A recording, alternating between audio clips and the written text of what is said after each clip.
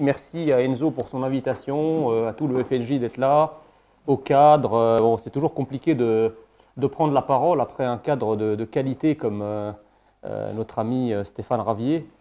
Mais je vais quand même essayer de vous passionner sur un sujet qui peut être très chiant, mais qui peut être aussi très passionnant, qu'est l'économie.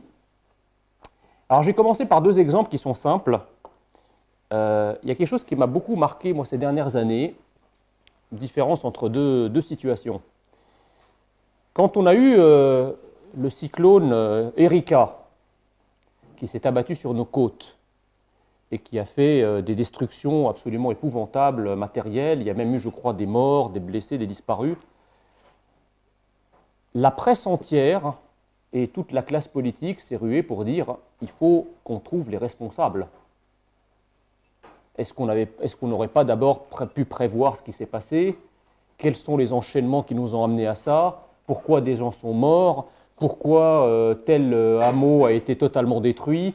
Etc., etc. Et on a eu des stakhanovistes pendant des semaines qui ont été rechercher les causes d'un phénomène qui, rappelons-le, est naturel. Naturel. Donc, ni prévisible, ni de responsable à l'origine, à son origine.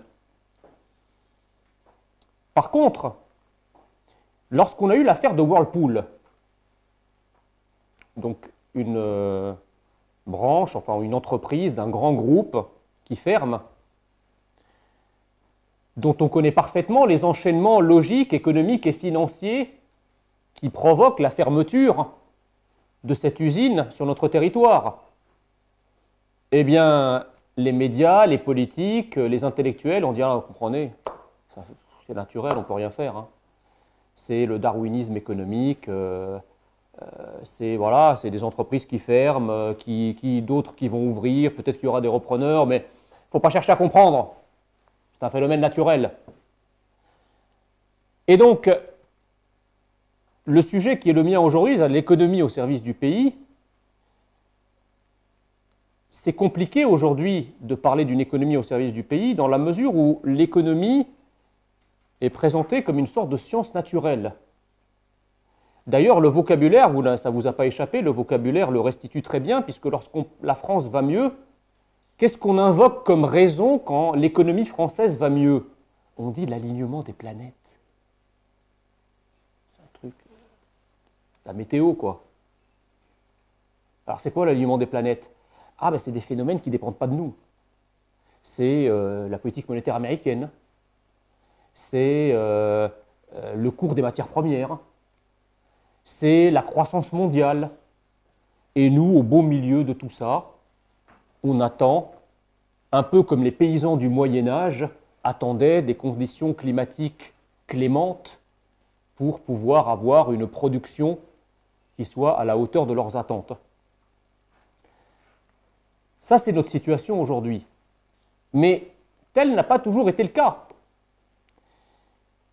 Alors, on vous explique que cette situation, qui considère que l'économie est un phénomène naturel, découle d'une idéologie qui s'appelle le libéralisme. Comme vous le savez, le libéralisme, c'est quoi? C'est la croyance dans le marché. L'idée que, au fond, moins on intervient sur le marché, que ce soit le marché du travail, le marché des biens et services, le marché de la monnaie, plus on laisse le marché fonctionner tranquillement, sans aucune intervention, eh bien, plus l'économie se portera bien, c'est-à-dire qu'on n'aura pas de chômage, qu'on aura une valeur de la monnaie qui sera conforme à ce qu'exigent les fondamentaux de l'économie, et on n'aura ni surproduction, ni sous-consommation. Alors, ce libéralisme que l'on connaît en France, a démarré dans la période contemporaine, en réalité, à la fin des années 70 et au début des années 80. C'est ce qu'on a appelé le thatcherisme et la Reaganomics, c'est-à-dire toute l'économie mise en place par Ronald Reagan après son élection,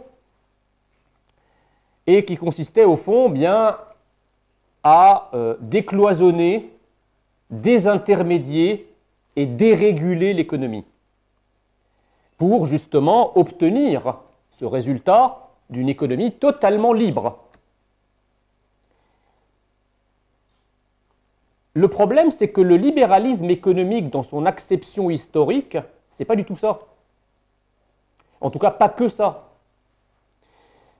Si on reprend les pères du libéralisme économique que sont Adam Smith et David Ricardo, et qu'on relit La richesse des nations notamment, on s'aperçoit que dans le libéralisme des origines, c'était un libéralisme à la fois moral et surtout national.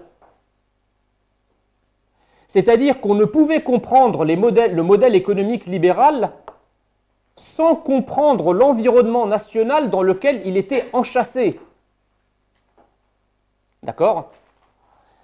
L'évolution du libéralisme théorique, notamment par l'école néoclassique au début du XXe siècle, et puis surtout par ce qu'on a appelé l'école de Chicago, qui est l'école néolibérale dans les années 70, eh bien, a débarrassé le libéralisme humaniste et national des origines, elle l'a débarrassé à la fois de la morale et de la nation, pour en faire une sorte de substrat idéologique, mécaniste, scientiste, une espèce de matrice qu'on peut plaquer de manière indifférenciée à l'ensemble des pays. Et l'idée, c'était de dénationaliser l'économie pour dénationaliser les nations. Je prends un exemple simple. Aujourd'hui, un étudiant qui s'inscrit en sciences économiques à l'université de Paris, à l'université d'Aix, à l'université de Strasbourg, à l'université de Marseille, il étudiera exactement la même science économique que celui qui est inscrit à l'université de Boston, à l'université de Londres, à l'université de Saint-Pétersbourg, à l'université du Botswana. Il étudiera l'offre, la demande, les marchés, les équations, les maximisations sous contrainte, tout ce substrat mécaniste dont on a, qui s'appelle toujours le libéralisme, mais dont on a exfolié toutes les spécificités morales et nationales. Maintenant, pourquoi c'est spécifique à la science économique? Ce n'est pas du tout le cas en histoire, ce n'est pas du tout le cas en droit. Si vous êtes étudiant en droit en France, vous n'allez pas étudier le même droit que si vous êtes étudiant en droit aux États-Unis. Vous n'allez pas étudier le même droit si vous êtes étudiant en Allemagne. Et vous n'allez pas non plus étudier le même droit si vous êtes étudiant de droit en Russie. Parce que ces disciplines sont restées peu ou prou ancrées dans leur univers national. Il y a un droit germanique, un droit anglo-saxon, un droit russe, un droit français, mais il n'y a pas de science économique française, pas de science économique allemande, pas de science économique russe. Il y a une science économique basée sur le libéralisme, mathématisée, mécaniste, dénationalisée et déshumanisée. Pourquoi je vous parle de ça? Parce qu'il faut bien comprendre que les fondements théoriques du mondialisme actuel se situent dans ce corset économique dénationalisé et déshumanisé. Tout le mondialisme que nous combattons, si on doit le réduire à une seule base idéologique et théorique, c'est la science économique contemporaine, c'est le néolibéralisme contemporain mécaniste et scientiste. Donc, pourquoi au XIXe siècle, je vais vous raconter un petit peu comment ça s'est passé historiquement, maintenant que vous avez le tableau. Au XIXe siècle, le libéralisme était la croyance que, par exemple, sur le marché du travail, le salaire était un coût. Et donc les entreprises, comme c'est un coût, doivent réduire leur salaire. Et comme ça, le libéralisme de l'époque, sur le strict plan économique, le libéralisme de l'époque disait, comme c'est un coût, il faut payer les gens au salaire de subsistance. C'est-à-dire le salaire qui leur permet juste de renouveler leur force de travail pour qu'ils puissent venir bosser le lendemain. C'était ce qu'on appelle en économie jusqu'à aujourd'hui la théorie du salaire de subsistance. Le problème, c'est que très rapidement, on s'est trouvé confronté à une contradiction, puisque la fin du XIXe siècle, c'est aussi la période où on commence à assister au travail à la chaîne, à l'organisation scientifique du travail, bref, à l'augmentation spectaculaire de la production, ce qu'on a appelé la production de masse. Le problème, c'est que si vous avez d'un côté une production de masse et de l'autre côté des salaires de subsistance, ben, le salaire de subsistance ne permet pas d'absorber la production de masse. Et donc, en fait, cette contradiction massive entre une production de masse et une consommation qui restait extrêmement étriquée parce que le niveau de vie des salariés, de par le salaire de subsistance, était très faible, ça aboutit à la crise de 29. Crise de 29 qui était une crise de surproduction et une crise de sous-consommation. En réalité, le patronat en 1945 a compris que le salaire n'était pas simplement un coût. Il a compris que le salaire, c'était aussi une demande. Et donc, ce qui est microéconomiquement rationnel, c'est-à-dire une entreprise, sa rationalité, c'est de diminuer son coût pour tailler dans ses budgets. Mais si toutes les entreprises font ça, eh bien au niveau macroéconomique, ça se traduit par une dépression de la demande globale et par une crise. Et donc entre 1945 et 1975, on a eu ce qu'on a appelé les négociations salariales collectives, qui permettaient d'un côté, à l'intérieur de frontières, dans des entreprises qui sont régies par le même droit social, la même fiscalité, eh bien de faire des négociations parce que les entreprises, ensemble, ont compris que le salaire que moi je verse, c'est la demande qui t'est adressée à ton entreprise, à toi. Et ton salaire que toi tu verses à tes entreprises, eh bien tes salariés vont venir acheter chez moi. Et donc, en négociant des augmentations de salaire de manière collective, on assurait d'un côté la production de masse et de l'autre côté la consommation de masse, ce qui a donné le cycle vertueux du Fordisme des 30 Glorieuses. À partir de 1947, vous avez ce qu'on appelle les négociations du GATT, General Agreement on Tariffs and Trade. Il faut applaudir là normalement. Ce sont des négociations qui sont les ancêtres de l'OMC et qui visaient quoi? Qui disaient finalement, tant qu'à faire, pourquoi resterions-nous dans une logique nationale? Autant faire que le marché devienne de plus en plus mondial. Alors, mollo, on va démanteler petit à petit tout un tas de barrières tarifaires pour que dans X années, on commence à avoir un véritable marché mondial débarrassé des barrières nationales, du protectionnisme, etc. Donc, ce libre-échange a commencé par rounds successifs et a donné, à partir des années 70, cette ouverture, cette internationalisation des économies. Donc du coup, quand on libère les barrières, quand on vire les barrières douanières, ben les entreprises françaises, elles ne sont plus en concurrence les unes avec les autres. Et si vous faites des négociations collectives de hausse salariale, mais que d'un autre côté, l'écluse frontalière, vous l'ouvrez, ben vous permettez à des entreprises qui, elles, ne sont pas du tout incluses dans ces négociations collectives, de pouvoir venir vous concurrencer sur votre territoire. Et donc, en réalité, l'ouverture des frontières va entraîner au niveau mondial exactement le même type de contradiction que celles qui étaient les contradictions de la société française au XIXe siècle. C'est-à-dire qu'on retombe dans une logique, de par l'ouverture des frontières, dans une logique où le salaire n'est plus une demande, mais redevient un coût, puisque vous êtes en concurrence avec des entreprises étrangères sur lesquelles vous n'avez aucune prise et qui ne jouent pas le jeu. Et donc, comme le salaire est un coût et redevient un coût, ben, il faut le tailler. Donc il faut baisser les salaires. Sauf que nous avons un droit social et un code du travail et le salaire minimum et les syndicats qui l'interdisent. Donc qu'est-ce qu'on dit? On dit on ne va pas s'emmerder avec un environnement aussi chiant où on ne peut pas faire ce qu'on veut, parce qu'au XIXe siècle c'était quand même plus cool, il n'y avait aucune de ces législations. Donc c'était simple de maintenir les salariés à leur salaire de subsistance. Aujourd'hui, après 100 ans passés et des tas d'avancées sociales, etc., on ne peut plus. Eh bien qu'à cela ne tienne, on va fermer ici Et on va ouvrir dans des zones où effectivement on pourra de nouveau profiter de ce salaire de subsistance qui nous permettra de revenir en France pour y vendre nos produits. Problème, c'est que quand vous foutez à la rue des salariés français par millions et les autres obligés d'accepter soit des baisses de pouvoir d'achat, pas des baisses de salaire, mais des baisses de pouvoir d'achat, donc par rapport à la hausse des prix, ben, le problème c'est que les salariés français ne peuvent plus consommer ce qu'ils fabriquent en France, puisque la logique fordienne c'était j'augmente mes salaires, ça me donne du pouvoir d'achat et je peux consommer mes produits.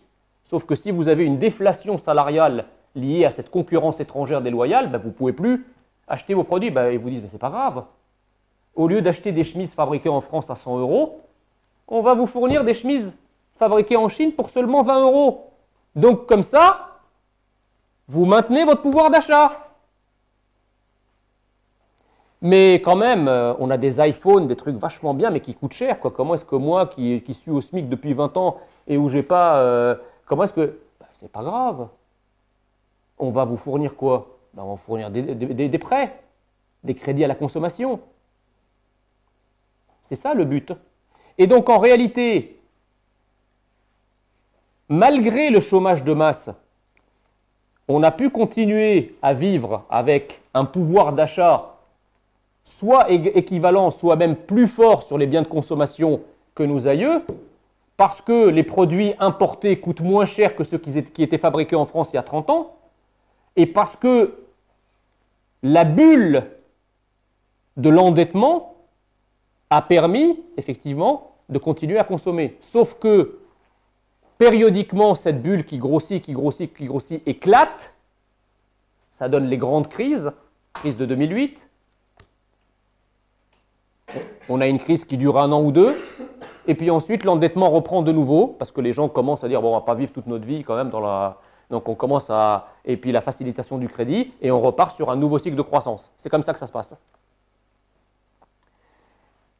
Tout ça nous provient des pays anglo-saxons. En réalité, encore une fois, tout ça n'a rien du phénomène naturel et s'explique parfaitement par un enchaînement de décisions politiques. En réalité, les pays anglo-saxons ont toujours été libéraux, sauf que eux, ils restent libéraux conformément au libéralisme des origines, c'est-à-dire que le marché, c'est génial. Mais si jamais la logique du marché contrevient à nos intérêts nationaux, ce n'est pas la logique de marché qui va l'emporter. Je prends un exemple.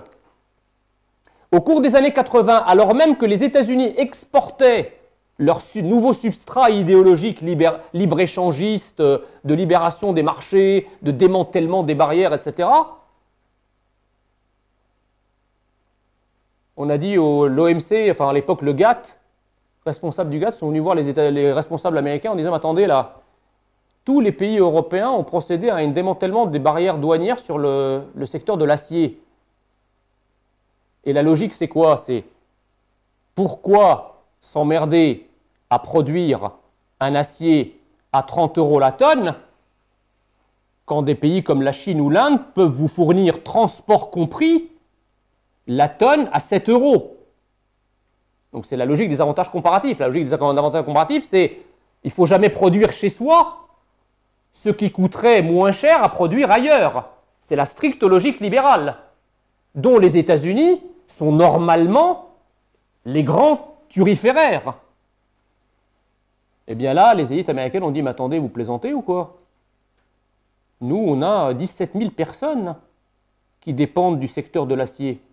Et surtout, l'acier entre dans la fabrication de nos matériels d'armement, de choses assez sensibles, et on n'aimerait pas dépendre des Chinois, fût-ce à un prix plus bas. Et donc, on va maintenir des taxes sur l'acier, des barrières douanières sur l'acier entrant aux États-Unis. On n'empêche pas les gens d'exporter chez nous, hein, sauf qu'ils vont s'acquitter de taxes de 500% à l'entrée. Ah oui, mais si vous faites ça, plus personne ne pourra entrer chez vous. Ben ouais, mais c'est bien le but.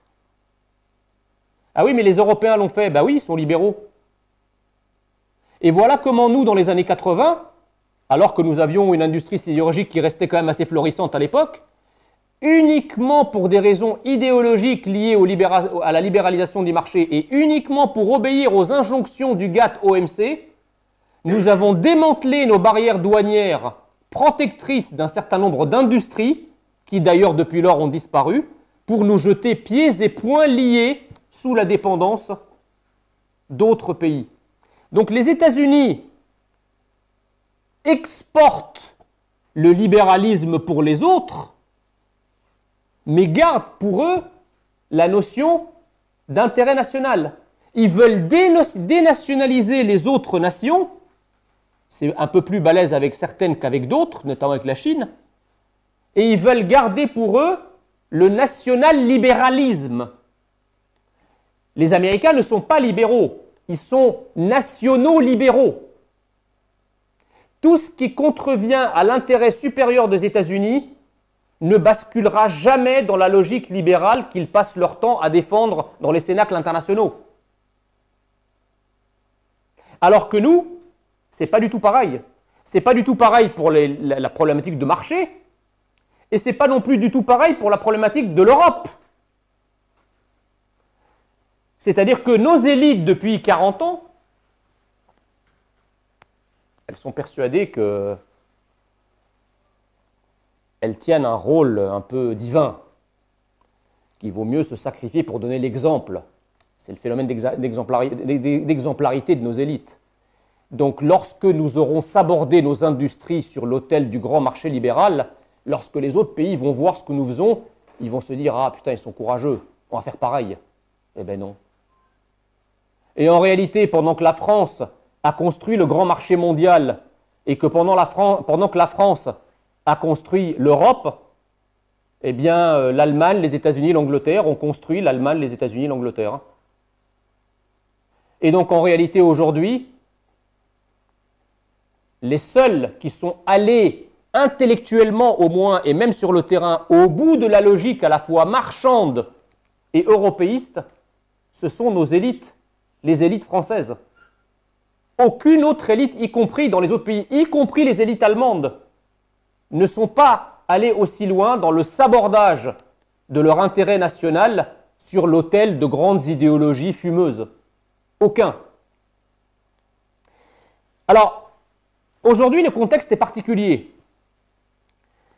Parce qu'il ne vous a pas échappé que cette parenthèse néolibérale, mécaniste, dénationalisée, déshumanisée, immigrationniste, européiste, qui s'est ouverte au tournant des années 80,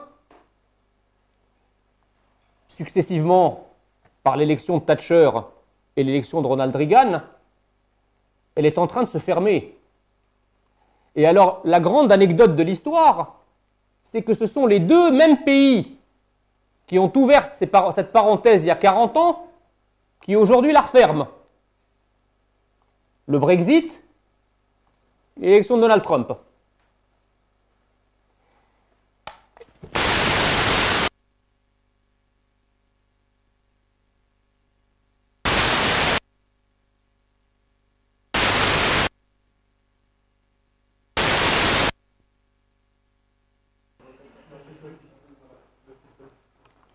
Et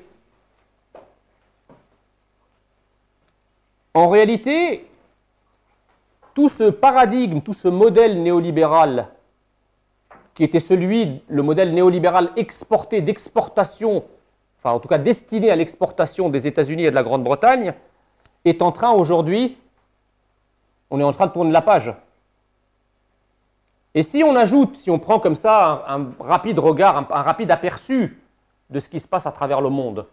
Si on ajoute un pays comme la Chine, très protectrice de son identité, très protectrice de ses intérêts, pratiquant un protectionnisme absolument incroyable, allez essayer de vendre quelque chose à la Chine, vous allez comprendre le dédale pour accéder au marché chinois. Si on rajoute la Chine, si on ajoute la Russie, pareil, pays très à cheval sur son identité, très à cheval sur sa souveraineté, très à cheval sur ses intérêts économiques. Ajoutez-y l'Inde. Depuis l'élection de Modi, et je vous conseille d'ailleurs, le programme de Modi, il est en anglais sur le site. Ce qui est fascinant, c'est quasiment la décalcomanie du programme du Front National. Alors évidemment, ça c'est une idée qu'on ne peut pas dire, parce que les journalistes ne vous croiront pas. Ce que je conseille toujours aux journalistes, c'est d'aller voir le programme de Modi. Les États-Unis désormais avec Donald Trump, la Grande-Bretagne, à l'intérieur de l'Union européenne, les pays de Visegrad, l'Autriche, l'Italie, Philippe nous en a parlé ce matin, ça commence à faire beaucoup de monde. Et donc dans ce panorama mondial, puisqu'en fait, si une parenthèse est en train de se fermer, une autre parenthèse est en train de s'ouvrir. On ne connaît pas exactement à quoi ressemblera le monde de ce côté-là dans 10 ans, mais enfin, on connaît quand même, on commence à apercevoir un peu les contours. Pourquoi ces pays nouvellement convertis ont voté pour Modi, ont voté pour Trump, ont voté pour le Brexit, ont voté pour la Lega en Italie, etc. Eh bien, parce que c'est le retour des identités. C'est le retour de la frontière. Et c'est surtout quelque chose que je n'ai pas beaucoup entendu, parce que sur l'identité et la frontière, tout le monde le dit, mais il y a quelque chose qui est beaucoup plus important et dont on ne parle jamais. C'est le retour de la croyance dans le politique. Parce qu'au fond, dans le modèle précédent néolibéral, comme je vous l'expliquais, l'économie étant un phénomène naturel, il ne faut que des gestionnaires en politique. Si c'est naturel et qu'il n'y a aucun moyen d'agir sur le réel, la réalité, c'est que les hommes politiques deviennent des managers, des gestionnaires. Il faut juste accompagner un mouvement qu'on ne maîtrise pas, ni au début, ni au milieu, ni à la fin. C'est tout à fait Macron et son gouvernement. C'est un gouvernement de gestionnaires qui est là pour accompagner un phénomène sur la nature duquel il ne s'interroge jamais. Donc ils sont dans une espèce de conception pré-newtonienne de la politique. C'est-à-dire la nature nous domine. On ne comprend pas le phénomène naturel, mais il nous domine. Et donc ce qu'on peut faire, c'est d'essayer. Eh bien nous, on dit exactement le contraire. Et donc le grand retour du politique, c'est cette croyance que non, le réel n'est pas simplement naturel, que la volonté politique peut avoir un effet sur la réalité, que l'action politique peut avoir une emprise sur le réel, peut changer le réel, que non, Whirlpool, les millions de chômeurs, non, on n'a pas tout essayé. Qu'est-ce que ça veut dire on a tout essayé contre le chômage? On n'a rien essayé. Depuis 40 ans, le chômage est considéré comme un problème social, d'où d'ailleurs le traitement du même nom. Ce n'est pas considéré comme un problème économique. Nous envisageons de rebasculer la problématique du chômage de la sphère sociale où on se contente de rémunérer des chômeurs parce qu'on a décidé qu'on ne pouvait plus les mettre au travail et donc on les rémunère pour accompagner le mouvement et surtout pour qu'ils ferment leur gueule et pour qu'on achète la paix sociale. Ben nous, on ne se contente pas de ça. Nous, on dit il faut réintégrer le problème du chômage dans la politique économique. Le chômage doit redevenir un objectif de politique économique et non pas seulement une politique sociale. Alors vous allez me dire, mais concrètement, comment on fait? C'est très simple. Nous envisageons... Alors, moi, par exemple, sur la question du revenu universel, je suis contre. Pour une raison très simple, c'est que ça participe de cette logique.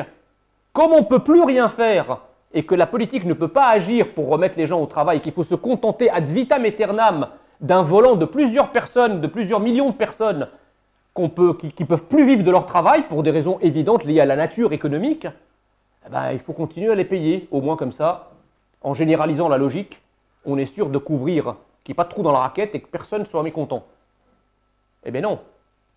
Nous, ce qu'on veut, et ce pourquoi on milite, c'est précisément un plan de réindustrialisation de la France. Parce que, pourquoi nous avons des déficits économiques, des déficits extérieurs aussi importants? Pourquoi d'ailleurs nous avons des déficits publics aussi importants? c'est qu'en réalité, notre base industrielle, cette espèce de socle créateur de richesse, ne cesse de se réduire comme peau de chagrin depuis 40 ans. Et donc on est obligé d'élever le taux d'imposition à mesure que l'assiette diminue.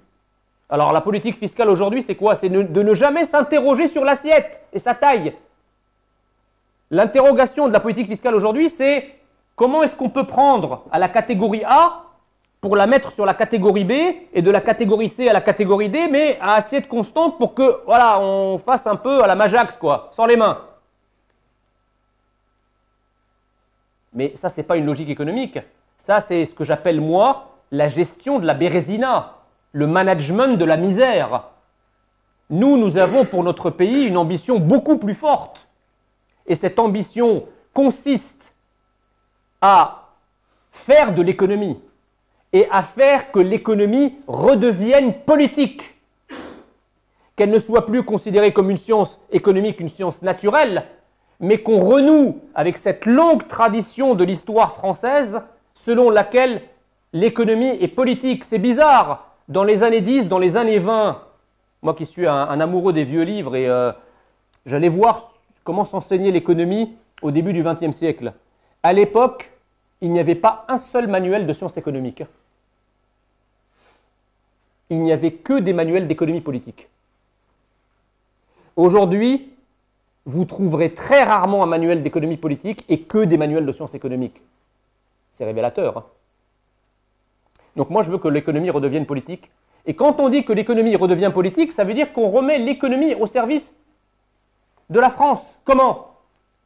Vous allez me dire quand même, c'est balèze.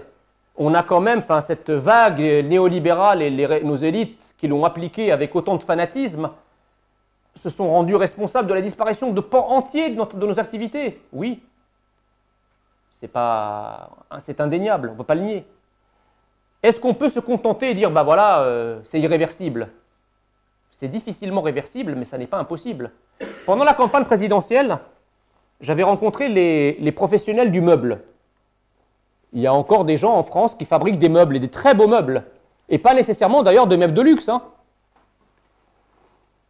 Et les représentants du secteur du meuble m'ont expliqué en disant, vous vous rendez compte, au début des années 90, la France avait encore à peu près 15 000 emplois dans la fabrication de meubles français.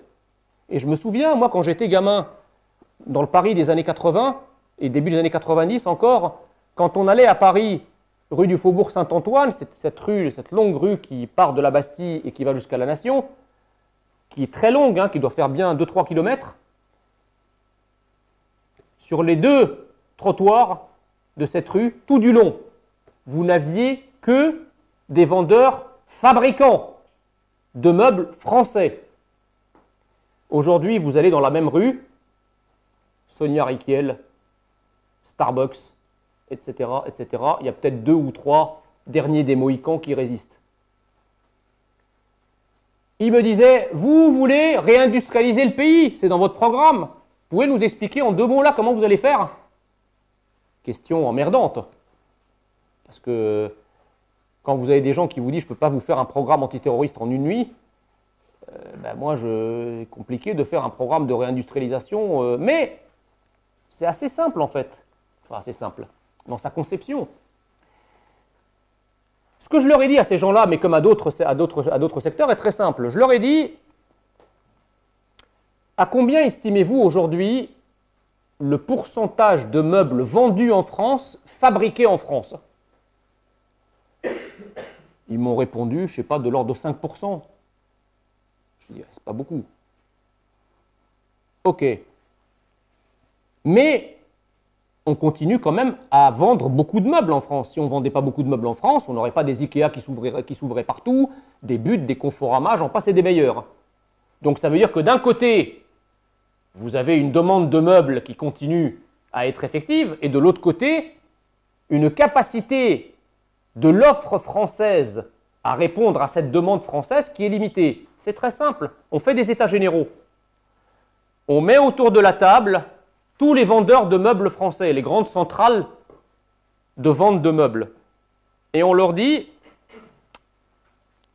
les représentants des fabricants français disent qu'ils sont capables de fournir aujourd'hui 5% de la demande française. Mais dès l'année prochaine, nous voulons que dans vos étals, vous ayez au moins 5% de meubles français proposés à la vente à vos clients.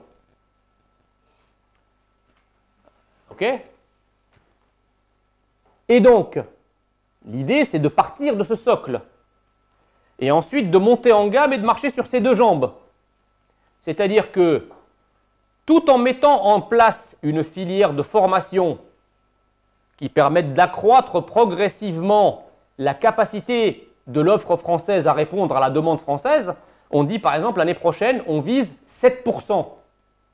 Et de l'autre côté, l'année prochaine, vous aurez une obligation de mettre 7% de produits français à la vente dans vos magasins. Alors, évidemment, ce n'est pas un truc qui se fait du jour au lendemain, mais je vous rappelle que la disparition de ces filières ne s'est pas non plus faite du jour au lendemain. On va dire, mais oui, mais vous êtes sûr de réussir? Non. Non. Mais tenter quelque chose ne garantit pas de réussir. Mais ne rien faire garantit d'échouer. Donc les combats qu'on est sûr de perdre sont ceux que l'on ne mène pas. Et c'est toute la politique qui est basée là-dessus. Aujourd'hui, et depuis maintenant une vingtaine d'années, mais ça devient caricatural avec le terrorisme, le but de la politique, c'est de nous expliquer qu'on ne peut rien faire, dans aucun domaine. Pourquoi? Ah bah oui, mais ça risque de foirer. Vous êtes sûr de réussir? Non, je ne suis pas sûr. Bah pourquoi le faire? Bah parce que si on ne le fait pas, on va continuer à subir. Pour le terrorisme, c'est pareil. On vous dit, bah, il faut expulser les fichiers S. Ouais, mais ça ne va servir à rien. Vous croyez qu'en expulsant les fichiers S, vous n'aurez plus aucun attentat jamais? Non, on n'est pas sûr. Mais par contre, ce qui est sûr, c'est que si on les garde, là, on va en avoir des attentats, et de plus en plus meurtriers. Donc, qu'est-ce qu'on fait? Donc, le choix, il est toujours entre le risque de faire, qui est toujours un risque, et la certitude de l'échec à ne pas faire. Et une fois qu'on a posé, je dirais, les termes du débat de cette façon, on comprend mieux à quel point il est nécessaire que tout redevienne politique. Tout doit redevenir politique parce que, de tout temps, l'homme a transformé son environnement par sa volonté. Le volontarisme politique n'est rien d'autre que la volonté de l'individu à transformer sa réalité et à faire en sorte qu'elle soit la meilleure, la moins risquée, la plus prometteuse, etc. L'Occident a toujours fonctionné comme ça, et la France en particulier. Donc je dirais que cette nouvelle parenthèse qui s'ouvre devant nous, je répète, le retour des identités, le retour de la frontière et le retour du volontarisme politique. Les peuples se remettent à croire que la politique peut modifier, peut améliorer, peut amender leur quotidien et qu'il n'y a pas de fatalité. On a vécu dans une espèce de mentalité moyenâgeuse pendant 40 ans, celle qui consistait à dire que finalement c'est du fatalisme, ce qui nous arrive on ne peut rien faire, le chômage on a tout essayé, le terrorisme on a tout essayé, si on fait on n'est pas sûr de... Alors il y a le principe de précaution, etc. Tout un tas de barrières on ne peut pas faire. Et bien désormais, avec toutes ces majorités qui arrivent, il y a la renaissance de ce formidable espoir d'un retour du politique, d'une prise en main de la politique sur l'ensemble des domaines, l'économie n'étant pas le plus modeste. Et donc, si vous me dites, on n'est pas au pouvoir, etc., est-ce qu'on va y arriver? On va y arriver pour une raison très simple, c'est que jamais, c'est sûr que très souvent la France a eu un train de retard par rapport aux grands bouleversements techno, sociaux, politiques. Le dernier en date est celui des années 80, lorsque l'ensemble des pays se convertissaient au néolibéralisme en Occident, la France avait choisi François Mitterrand sur un programme qui était celui des années 60, interventionniste, étatiste, Programme de nationalisation des entreprises, de recrutement de fonctionnaires, la quintessence des années 50. Et vous voyez bien que, après s'être entêté pendant 2 ans à appliquer son programme, on n'a pas pu avoir raison seul contre tous. Et qu'en réalité, en 83, Mitterrand a été obligé de se reconvertir à la direction que prenait le monde à ce moment-là. Et d'ailleurs, c'est quelque chose à laquelle je réponds aux journalistes qui me disent « Ah ouais, mais vous, dans les années 80, vous étiez ultralibéraux. Le programme de Jean-Marie Le Pen dans les années 80, c'est un programme libéral. » Je dis « À l'époque, le monde était libéral. » Justement, vous êtes en train de me dire qu'à chaque fois qu'on a eu des grands changements paradigmatiques, le Front National a été le seul parti qui, à chaque fois, avait le programme qui était dans l'air du temps, qui était dans le sens de l'histoire. Aujourd'hui, vous êtes sur un programme beaucoup plus social. Ben oui, parce qu'entre-temps, il y a 9 millions de pauvres et 6,5 millions de chômeurs et qu'on ne peut pas appliquer une logique libérale, en tout cas strictement libérale, à des circonstances qui ne sont plus celles des années 70 et 80. Et on peut d'autant moins avoir un programme ultralibéral au moment où le monde entier est en train de se reconvertir aux politiques, au retour de la frontière, des identités, etc. Donc nous avons pour nous le vent de l'histoire. Le monde entier tel qu'il se dessine sous nos yeux aujourd'hui ressemble beaucoup plus au programme du Front National qu'au programme d'Emmanuel Macron. Alors je sais bien qu'ils ont bariolé Emmanuel Macron en une espèce de pan de la, de la modernité, en disant voilà, il est jeune, il est nouveau, c'est le nouveau monde. Pas du tout.